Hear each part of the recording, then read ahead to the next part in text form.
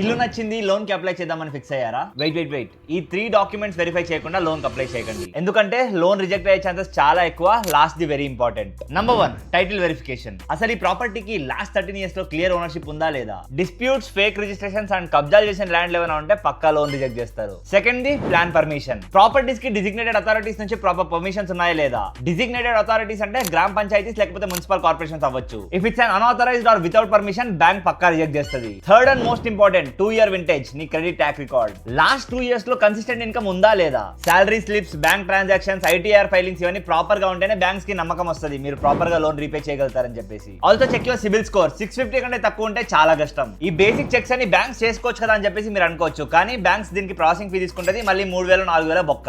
అదే మీరు టీఎఫ్ఎస్ కి వస్తే మొత్తం free free free, verification free, మీ సాలరీకి వచ్చే బెస్ట్ బ్యాంక్ లోన్ సజెషన్స్ ఇస్తాం, గైడెన్స్ ప్లస్ క్లారిటీ మొత్తం ఎక్స్పర్ట్స్ నుంచి ఫ్రీ ఫ్రీ ఫ్రీ. ఇవన్నీ మన టీఎఫ్ఎస్ యాప్ లో మీకు అవైలబుల్ ఉంటుంది. నెక్స్ట్ 10 days లో యాప్ ని లాంచ్ అయిపోతున్నాం. Stay tune. కానీ ఇప్పటికిప్పుడే క్లారిటీ కావాలంటే ఇక్కడ ఉన్న నంబర్ కి కాల్ చేయండి. See you in the next reel.